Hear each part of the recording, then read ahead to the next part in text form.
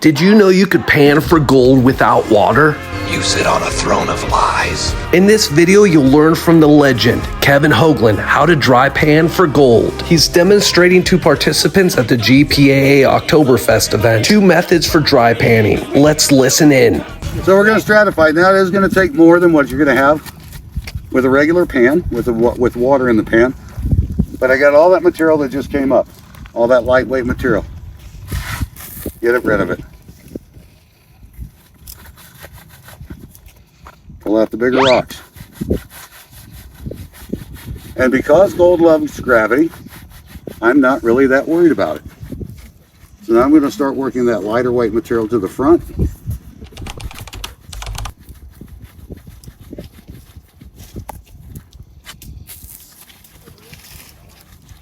Now if you watch this action that's going on right now, all I'm doing is I've got it by 3 fingers and I've got my palms here.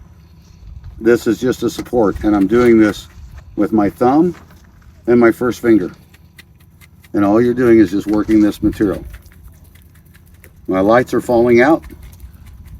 My heavies are still in there. The lights will continue. I'm going to re-stratify, bring it right back, and just continue this action.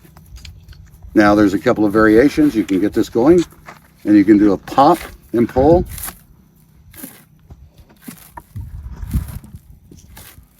So I get rid of a lot of the lightweight material. Go back to re-stratification, and that's going to be the action that you have.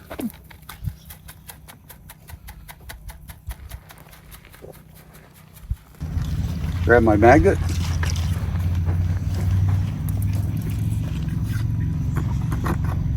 Get in here, remove as much of the black sand as I can before I break this down the rest of the way.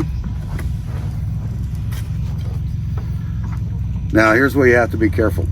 Gold is non-magnetic, but it can get trapped between particles of the black sand. You can bring it back to the side and tap it.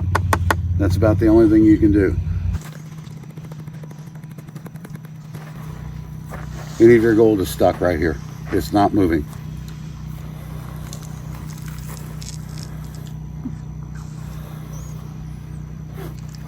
That's it. That's all there is to dry panning. And using both hands, you're just going to get this moving. Bring it back. You're going to touch it back and stratify it a couple of times.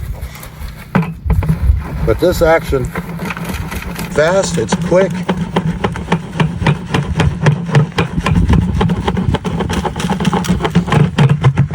Just listen to the beat. And hope you don't get hung on the side. So we're going to start out with our hi-hat and get it down to our bass drum.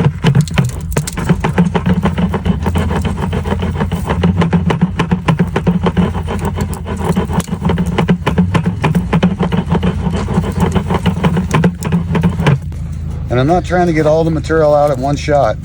I'm just trying to get a little bit to go each time. But I'm almost flat, so I'm not losing gold.